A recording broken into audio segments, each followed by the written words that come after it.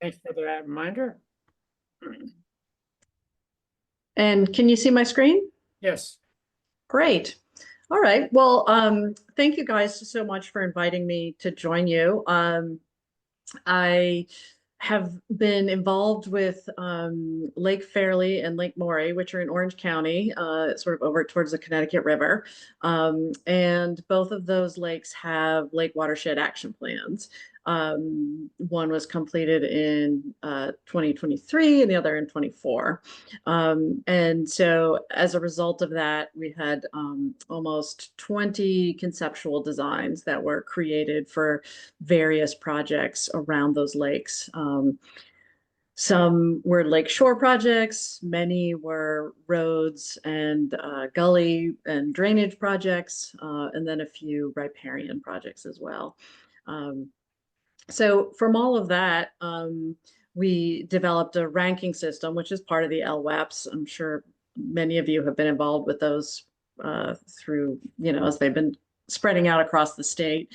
And there was one that really jumped out at us, and that was the Horizons Bioengineering Project. And so I thought, since you were sort of talking about project selection, I would just kind of um, give you the little overview of how this happened. And This screen here, actually, before I go any further, I just want to thank all the folks who helped us get to the point where we are now. So the Aloha Foundation is the actual owner, and I think Stuart Fairburn is on here, and he's going to be talking a little bit later. He's the camp director at the Horizons Day Camp.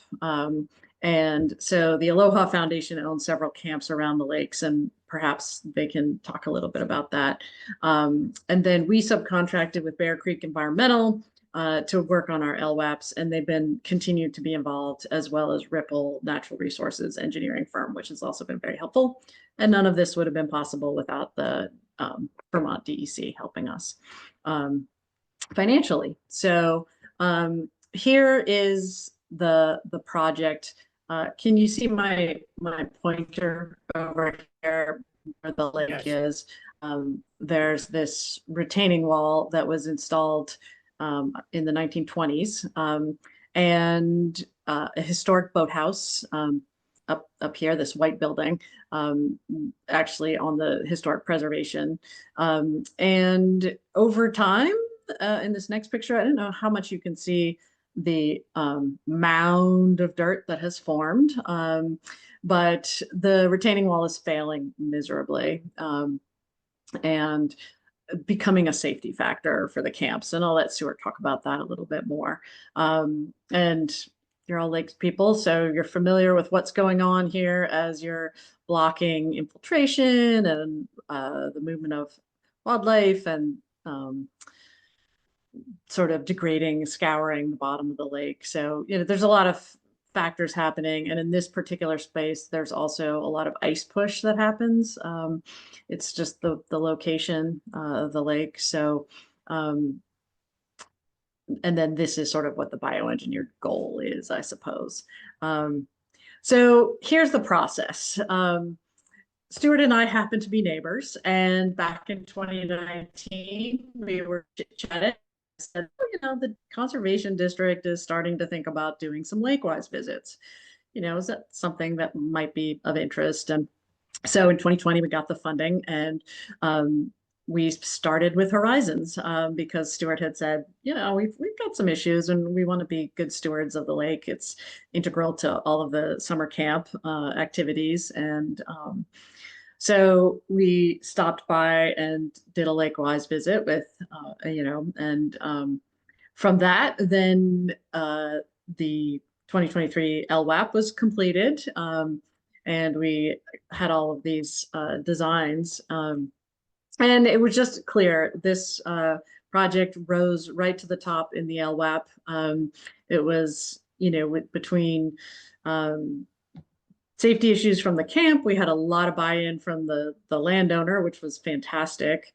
And over the time that it had taken from 2019 to here, we sort of established a little bit more of a relationship between the Conservation District and the Aloha Foundation, just so through visiting many of their properties around the lake. And I think that was a big, huge part of it was, they sort of had a level of comfort with what the Conservation District was all about, because in the past they hadn't particularly worked together. And I think also as part of that, sort of enhancing the relationship between the Horizons Camp and the Lake Fairley Association, which Stuart is now sitting on the board of, I believe. So from all of that emerged this project that was going to have a huge impact on reducing phosphorus into the lake, which was really one of the big goals, and improve the environmental conditions. So we then in 2024 went to site plan development for permitting. We got funding to do that. And again, it was just a really interesting process with a lot of buy-in. And I can't stress that enough, as the Aloha Foundation was very accommodating to us, and we hosted all the different permitting entities that we thought would be involved. And there was this great discussion. And out of that, we discovered, how we could make this project continue to move forward. And as a result of that discussion, where we had sort of lake encroachment people there and historic preservation, and they said, gosh, it'd be really nice if we could move this boathouse back from the lake. It's potential to get damaged from the ice push. And so, and everybody sort of said, yeah, that'd be great. Could we do that? And then the camp said, yeah, no, that would be something we would consider. And so I think it was that sort of dynamic conversation that was continued to happen. And so we are now at the phase of the permits are in place, and we've applied for implementation funds. And the Aloha Foundation has undertaken to move the boathouse. So there's actually revised plans that move the boathouse back 25 or 30 feet from the edge of the lake, which everybody felt was a benefit to the lake and to the camp. And so, it was one of those things where we had to be very clear up front that this will take time. So, this was a conversation that started in 2019. And at this moment, we have the application in for the implementation funds. But I was just notified this morning that those awards are being delayed. So we don't know when we'll be able to move forward just yet. But we will continue to wait and see if we receive the funds, and then can move forward with removing the seawall. And I think it was just so clear to everybody going through this process that this was really a high priority project, that it just immediately kind of made sense, which I don't know if that's going to be true. We have another LWAP over on Lake Maury, which is sort of quite nearby, and some of the town overlaps. And, we're sort of just now kind of getting together to think about what are the next projects that would make the most sense and who's ready to do what. So we've had a few conversations, and we'll continue to explore that. So Stuart, are you on here? Just unmuted. There you go. I don't know if that seems like an accurate summary to you as with your involvement, or if you have anything you'd like to add. I think everybody would love to hear your perspective. Thank you. Yeah, great summary. And I'll sort of start at the same part of the tale that Lisa did, which is a lot of what I found challenging is getting connected with the right people. And the fortuitous scenario that Lisa and I live on the same road really did get the next steps moving. And the journey does take a long time, and we have had new staff come and go in between times. Ben Cole is our Director of Buildings and Grounds at the Aloha Foundation, and is also on this call. So I'd love for him to jump in at any point to to share his take on it. He's more of an expert in the building projects and permitting and so forth. But I can speak to our rationale at the beginning and our philosophy and ethos as a camp. And as Lisa mentioned, there are sort of three reasons that we were very keen for this project to go ahead. And it was really getting connected with the right organizations that has helped us to do this. We've been scratching our head for a while now, well before 2019, what to do with the seawall, for three main reasons. Safety, obviously, is a key thing for all summer camps. And each spring when I would return, the state of the seawall was greatly deteriorated. The gaps open up more, the ice rams it into the bank. And it's really just not safe for children to walk along anymore. And it's also causing a huge mound of earth, Lisa pointed out in a photograph, which is buckling our buildings, and means it's not actually very safe for the kids to get close to the lake shore at all. And you can guess where all the kids want to stand when they're on the lake. It's that exact location. So that's one major facet. Another one being what a big part of our mission relates to helping children become more connected with nature, trying to raise an awareness of our impacts in the world. And that coincides with our third reasoning, really, which is caring for our campus and programs into the future. Obviously, global warming is a major factor, but we recognize the need for caring for our ecosystems as well. With Lisa's help and some research of our own, it was clear that where our buildings were placed weren't the best situation for lake health, with increased runoff and so forth.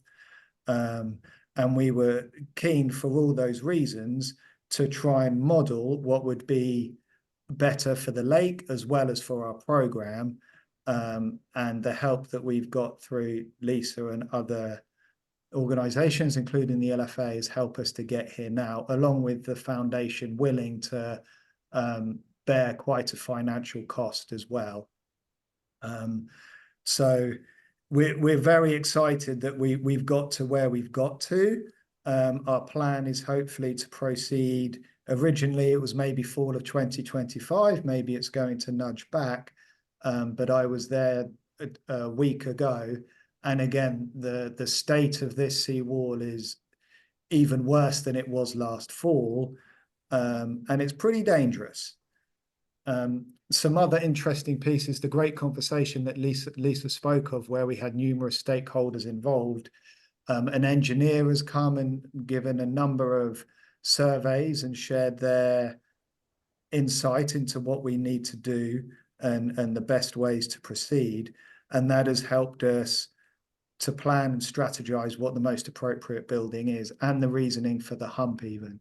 It turns out the seawall is an L-shaped chunk of concrete, and as it gets rammed, it's beginning to tilt, and the back of the L is lifting up, causing this mound to occur. And has had good insights into the fact that moving the building, A, really makes the project possible, and B, drastically improves the standard of the project and also the lake health as well.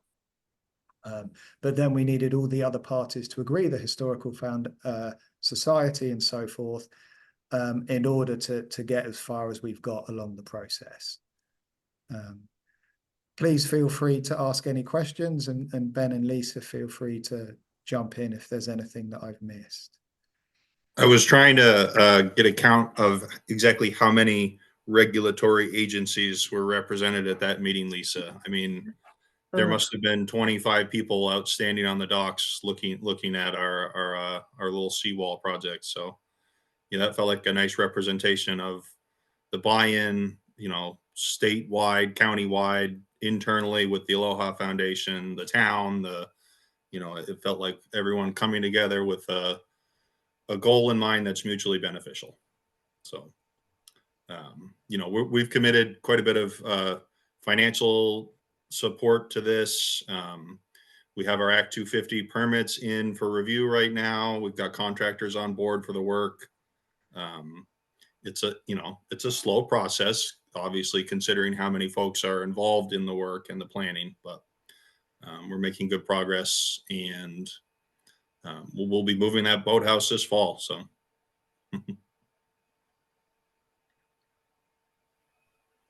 Great, thank you guys. I think the Lake Fairleigh Association, the Lake Association was also really helpful in terms of touring the lake and, helping us to understand what was perceived as, issues around the lake, and kind of, I think their role, not, this is privately owned land, but, just kind of putting it in perspective. And I think that was also, sort of an interesting aspect to all of this. And Stuart, I think are you on the board now? Is that correct? I am, and I wasn't at the start of this project's inception, and I was officially named on the board at last summer's annual meeting, but I'd been representing the Aloha Foundation on there as a non-speaking member for the year before that. So although I can't speak to the early stages of this, I've seen how they operate. Obviously very kind, well-intentioned, intelligent people, all working towards the mission of improving lake health in the short and long term. And I can't imagine how a lake without some caring association can proceed, because a lot of it is their focal point for gathering data and helping sift through that and making wise, informed decisions, along with connecting people and different organizations. The amount of work they're doing to test water quality, to help manage the boats at the public boat launch and inform public about correct procedures so we don't bring invasive species and so forth. It's an incredible bunch of volunteers who give a lot of time to it. So I'm thankful to be there, and I think it's people like that volunteering who help to recognize priority projects such as this one, and they're a big part of the puzzle for helping us care for our ecosystems. It's wonderful.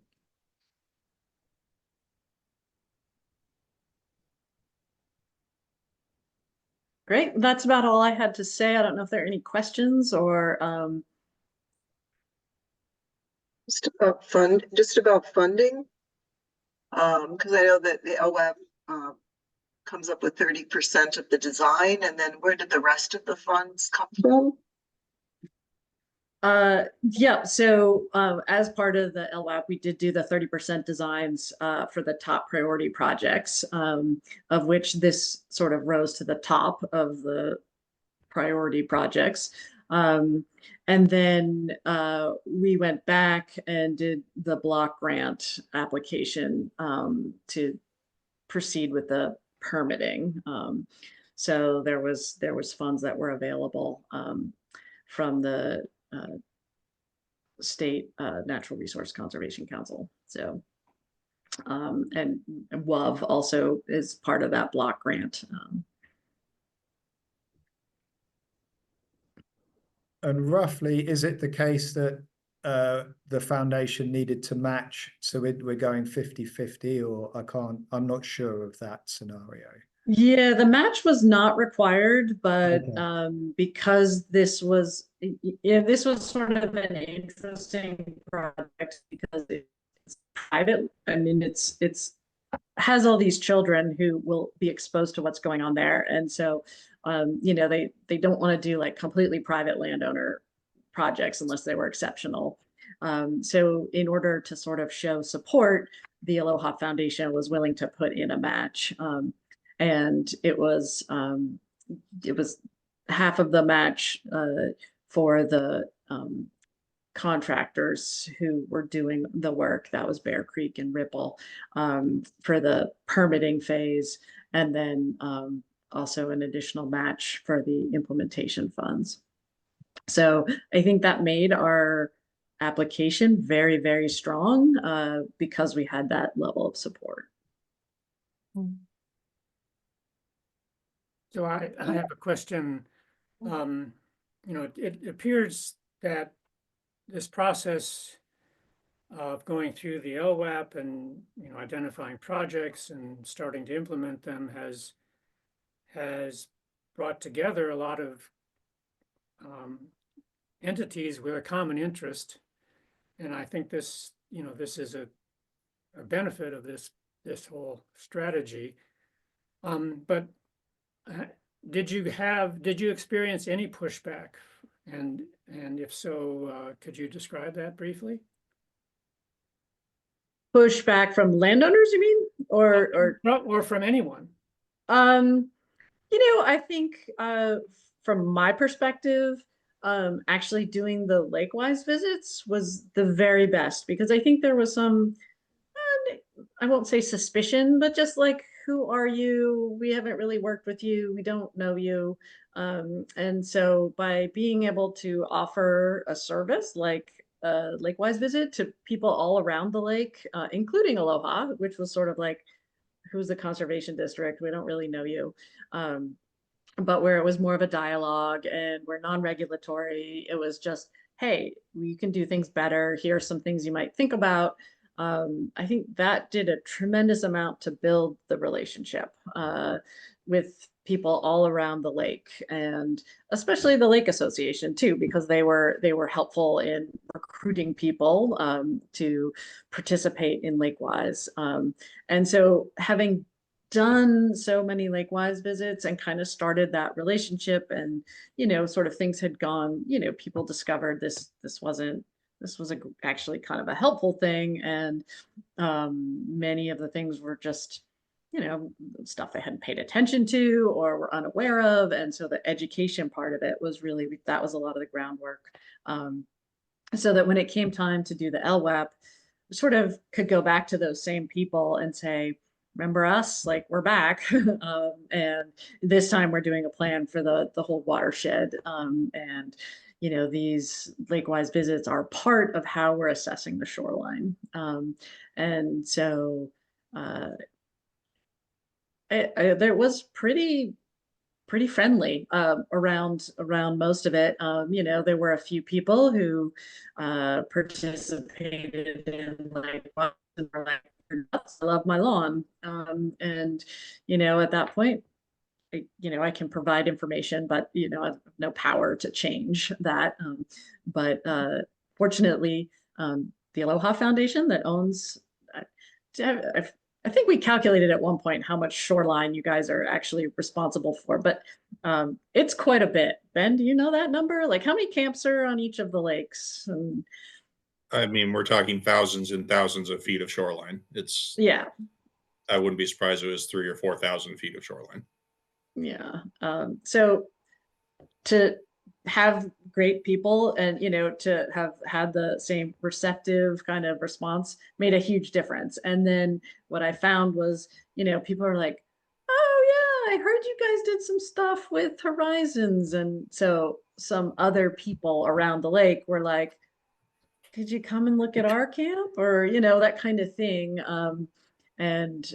So that was great. I mean, that's really our hope is we have a ton of neighbors. We're quite visible. Our hope is that folks see us engaging with all of these folks, getting a wonderful end result. And with any luck, we get more buy-in on the next round of these, because there is always work to do in this world.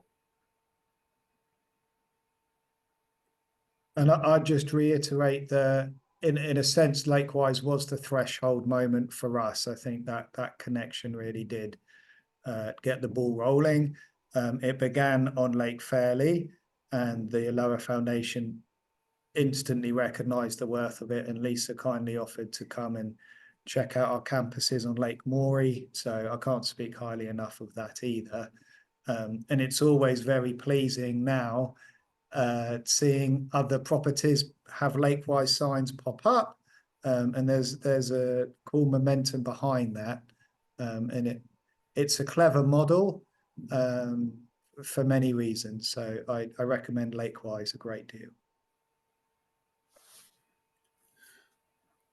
We would really have struggled to get through the amount of communication, planning, coordination with, all of these regulatory folks and contractors and, like just on and on. So again, I mean, thank you so much to Lisa and likewise. And like I said, this would have been a real stretch for us to do internally. So we are very appreciative of that. Well, thank you guys. And I would add too that completing the LWAP was also, there were a lot of requirements for meetings and getting stakeholders together. And, I think that was another sort of helpful part of all of this was kind of, sort of continuing to have everybody's focus a little bit. It's easy to go off in your own direction. So, I think that they've got a nice model going, the state does, with both of these programs. Any other comments or questions for Stuart, Ben, Lisa?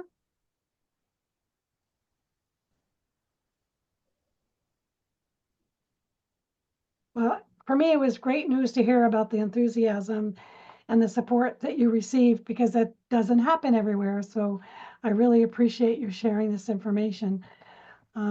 Dave, are you all Yeah, set? Lisa, if you could stop sharing, I'll go ahead.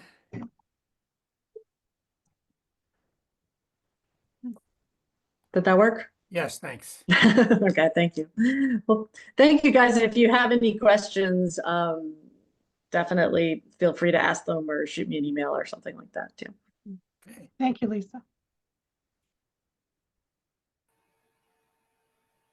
All right.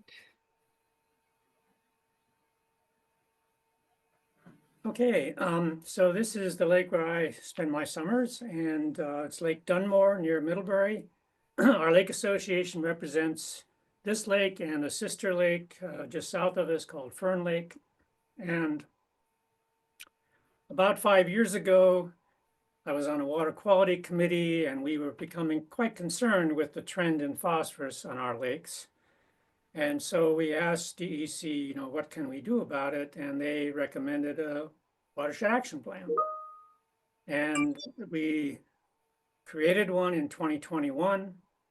And today I'm going to tell you about how from the, list of 60 projects that were identified in that plan, we made some selections, and I'll also relate some stories about property owner support that we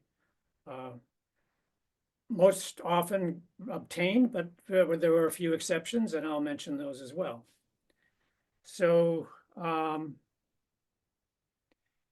part of the Watershed Action Plan, I think, as Lisa mentioned, is that they give you a prioritized list of projects. And the little page on the right there is a table that came with our plan as an appendix. It gave a description of each project, the phosphorus reduction, a potential, a very crude cost estimate, and a priority. And the priority was a weighted sum of criteria that are listed under number 1 at the left, including water quality benefits, the probability of landowner support, operation and maintenance requirements, cost and constructability, and additional benefits. For example, one of our projects involved some work, stormwater work that I'll mention later on a state park, and we agreed to put up educational signs, and that I think gave us some advantage in applying for the funding for this. So that was also weighed in this initial prioritization. The other thing that it comes with these plans are 30% designs for a selected number of projects that are high priority. And after the consultant does the survey and comes up with the list, he goes back to the stakeholders and says, which ones do you want me to do 30% designs for?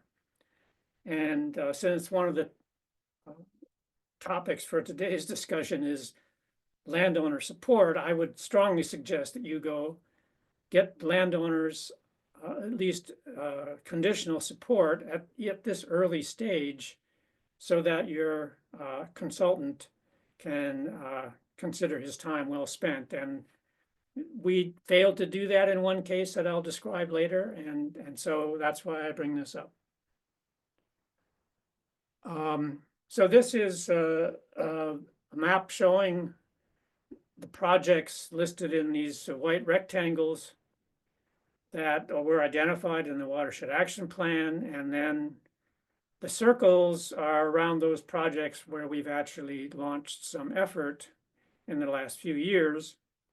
And the ones with the green circles around them have been completed.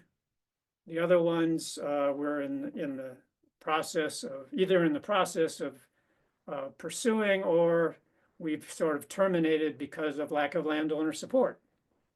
So I'm going to briefly go through these one by one and say a sentence or two about what the motivation was, but spend more time talking about our interactions with landowners. So the first one on the list was a very easy one. We basically identified a project that was on the property of a boys' camp.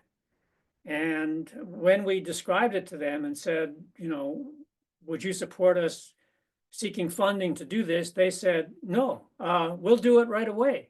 And they did it right away. So that was great. So that was the first project that was completed, and it was basically, you know, within a couple of months of the completion of our plan.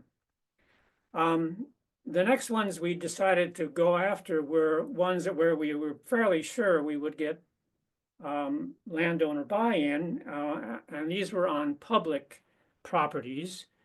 And they're shown here. In the upper right is a boat launch on Lake Dunmore, where there's nothing really keeping stormwater from just flushing sediment and nutrients into the lake right at the boat launch. And you can see it, and you know, underwater right there. And so we thought this was a high priority project. We arranged a site visit with the consultant, Lake Association member. Amy Peacott was there, Angie Allen was there from DEC, and Mike Wiskowski was there from Fish and Wildlife, and they were all enthusiastic. And you know, so we went ahead and applied for funding. The second one is shown at the bottom. It's Branbury State Park, a very popular state park in Vermont. And here they had some recurring stormwater erosion issues, and also some wave-induced shoreline destabilization. And here again, we arranged a site visit. In this case, included a representative from Forest Parks and Recreation Department. And again, they were very supportive. They even put up signs while we were in the process of design saying, this is going to be a project. Look, you know, check this out next year. So we were very encouraged, and this gave us some momentum in our Watershed Action Plan. I should mention that, you know, part of these projects involves maintenance, long-term maintenance, and I'll come back to this. But in both cases, we signed agreements with these property owners about who would do what in terms of maintenance. And we kind of shared maintenance between the Lake Association and the other groups. Another project that was on public land is this one on the trail to Silver Lake. Severe erosion takes place during heavy storms. The sediments and nutrients flow right into Sucker Brook, which in about a half mile enters the lake. So this was another high priority project. Here we met on site with the Green Mountain Forest Ranger. He requested a memo of intent, and he told us, since this is on federal land, it might require quite a long time to get permitting. I'll just mention that we recently learned that no, there's not going to be any permitting because he's able to classify this as a trail maintenance project. And so we're going to be seeking funding to implement this with the application going in this summer and hopefully implementing it next year. This is I'm going to be describing some projects now on private property, and here it becomes a little more complicated in terms of getting support. This project was on a steep section of dirt road that is on the western edge of Fern Lake. And we were fortunate that one of our active committee members lives on this road and was able to sort of pre-screen all of the residents about whether they would support such a project. And they said yes. And then when we came closer to actually implementing the project and with a final design, we needed to get the 3 properties that were in the construction zone to basically agree to what's called an access license agreement prior to implementing. And this took about a year. For one reason was, as you'll see in the next slide, this is a fairly legal looking document. It gives some people pause. And also it turns out that one of the 3 property owners told us that he was going to be selling his property. And this transaction took about 6 months. And so we had to wait for that. But I'm happy to say that they did sign the agreement and we got a contractor who completed this project last week. So this is what this access license agreement looks like, at least the first of the 3 pages. You can see it's got a lot of whereases in it. It looks like a legal document, and it is. And this does give some owners pause. There are protections in this document for the landowner, but basically it's saying that if he signs it, he gives the person responsible for maintenance the right to access the property to inspect the improvement and to do maintenance on the improvement. And some people are hesitant to do that. This is another project on private property. The stream looks very nice now, but during a storm, it sends a lot of water down into the lake, and this is right where it enters the lake. And it's basically eroding back from the lake up the stream. And we want to stabilize this shoreline and the stream bank. Here, the owner was all for it, and he has agreed to sign the access license agreement, and we have funding to complete this project later this year. Another project that we have is a project to actually see what the contributions from our main tributary are to nutrient loading. And so we have a 3-year project that we receive funding for to actually instrument this stream. And in this case, we needed to get property owner approval to access his property to be able to mount and maintain this instrumentation. And he was concerned about liability issues with us going here. I mean, there are some hazards. So we were fortunate that we discovered that there is a Vermont statute that protects the landowner if these activities are non-commercial and related to conservation. And basically, with that assurance, he gave us, access to install and maintain this stuff. All right, now I'd like to explain a couple of projects where we failed to get landowner support. This is a culvert replacement project, and the aerial view on the right shows about an area of 2/3 of a mile on each side. The areas in pink are drainage areas that drain into a stream that enters the lake in the lower left. And these two red marks here show culverts, one over a road and one over a driveway. And in the Watershed Action Plan, it said that these culverts are undersized.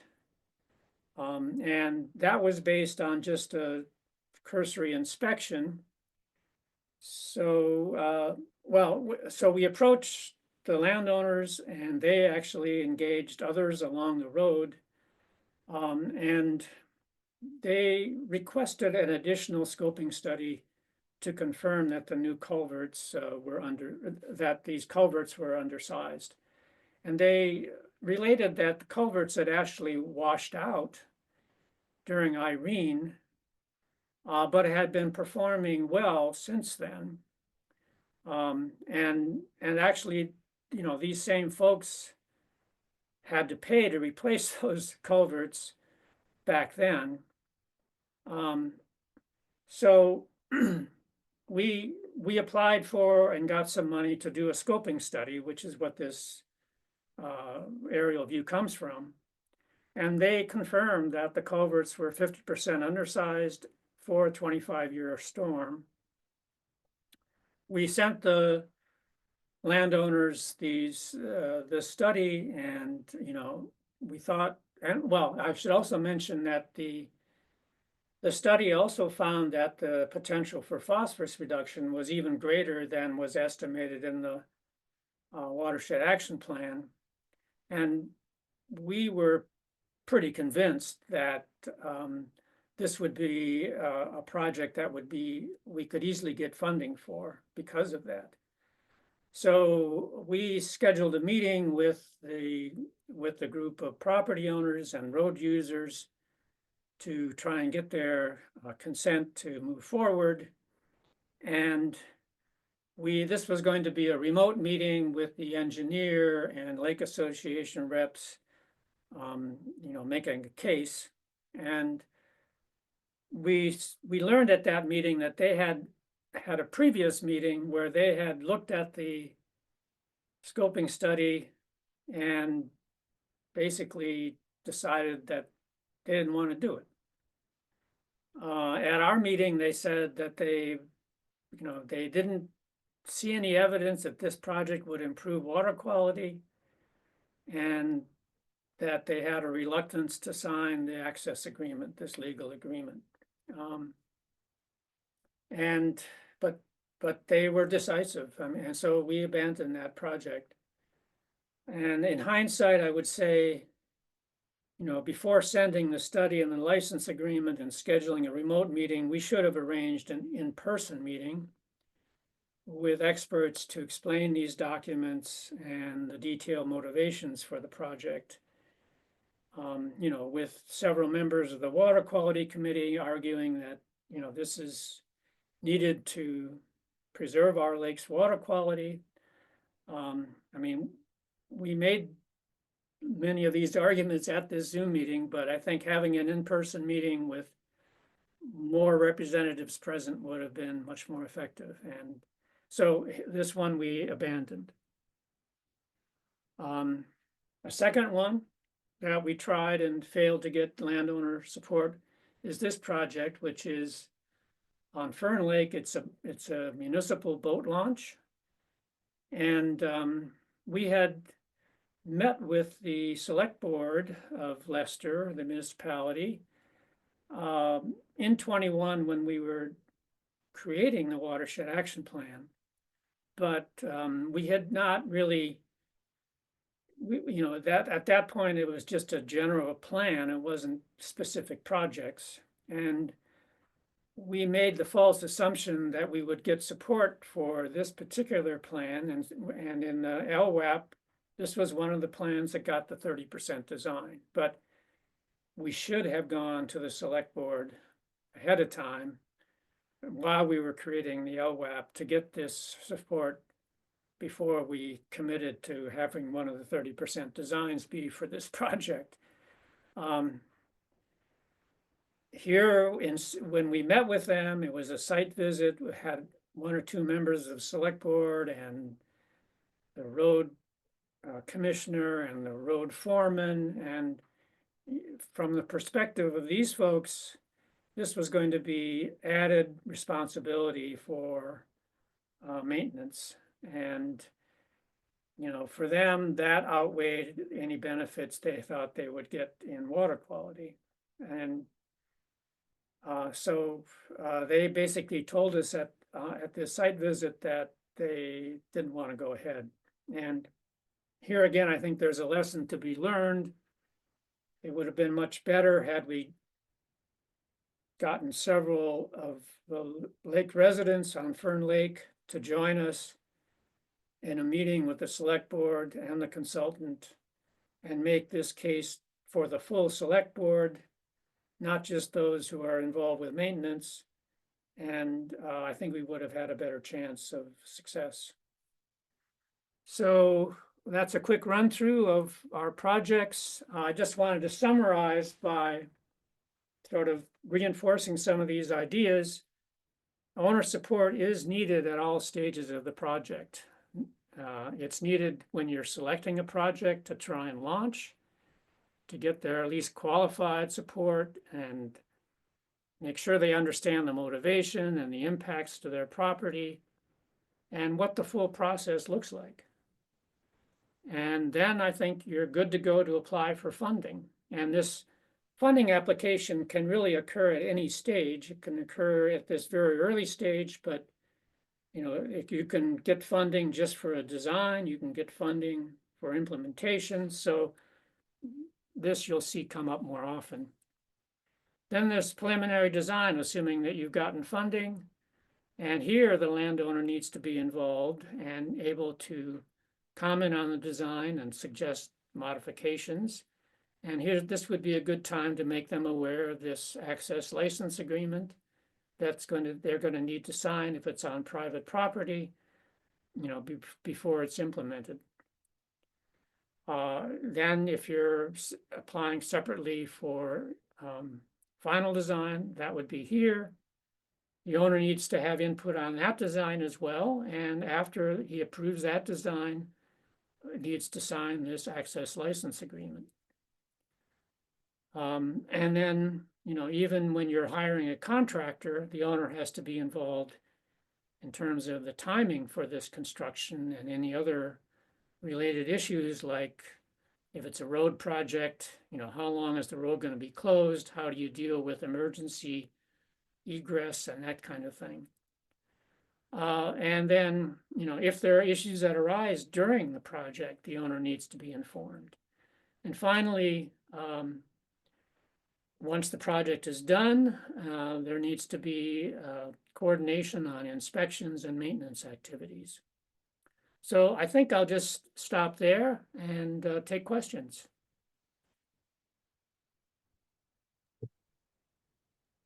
I have a question. Yes, Susan. When you said, then we seek funding, this is a very different presentation than the last one. So are you a board member? I mean, who was seeking the funding for you at different stages beyond the 30%? So, right?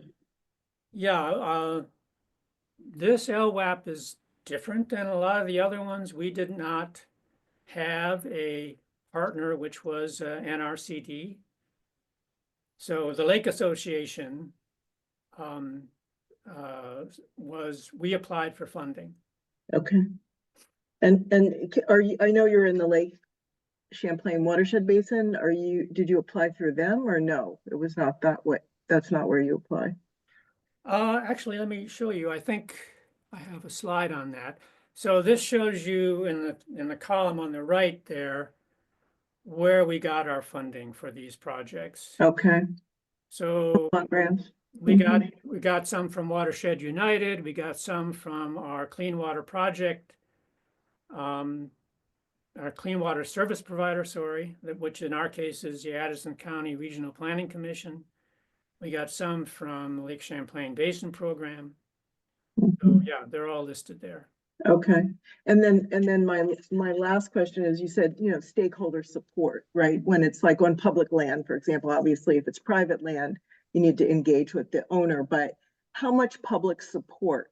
So you've got a huge lake, you got a lot of landowners. I don't know if everybody is a member of your association. And so did you go to door? Did you try and get 80% of landowners buy-in? You have a meeting, 15 people show up. So I'm just trying to understand that piece. Okay, so we do have a fairly high percentage of our lake shore owners who are members of our association. But most of the decisions that take place here regarding project selection and project, applying for funding and that kind of thing takes place at the board level and at the committee level, I would say. We don't ask members to vote at the annual meeting on all of these issues.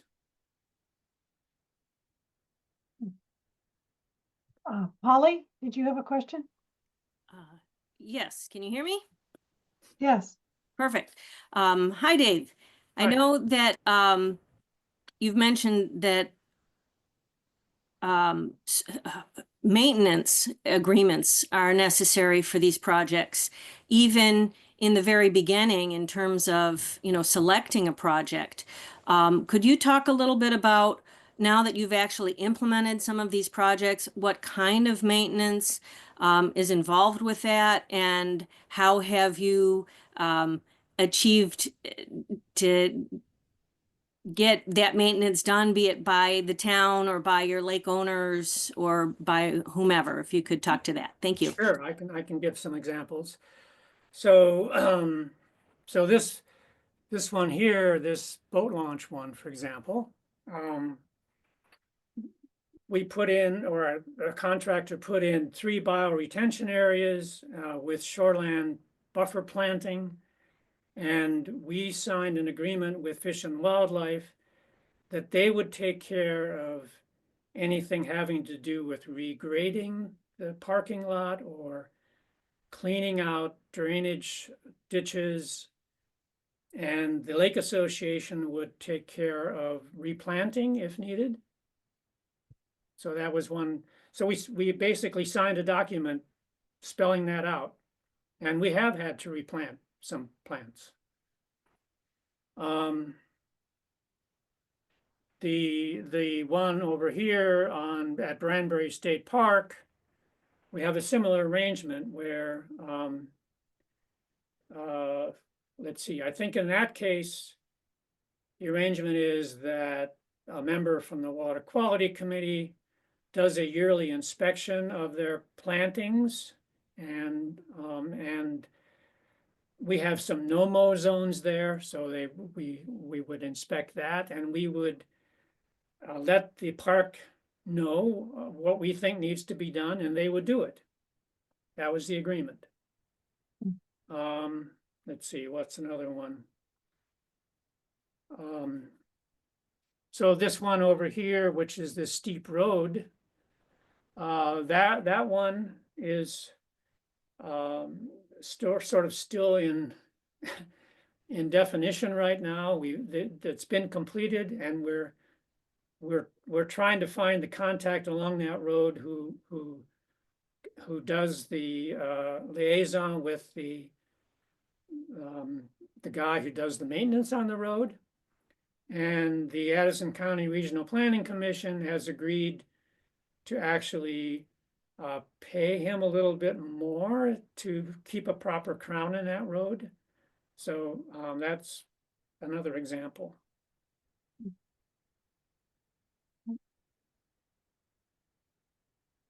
Jeremy? Hey, Dave. The couple of projects that you mentioned that you weren't able to get support for sounded like they would have had a a nice positive impact on the lake for water quality. Are you guys going to try to revisit those with them? Yes, I think so. I think we have several members on Fern Lake, for example, who are on our water quality committee. And, I think if we made a case with them and present and doing the arguing at a select board meeting, I think we might get a different response. And I think we just wanted to wait a year or two before we made that second attempt.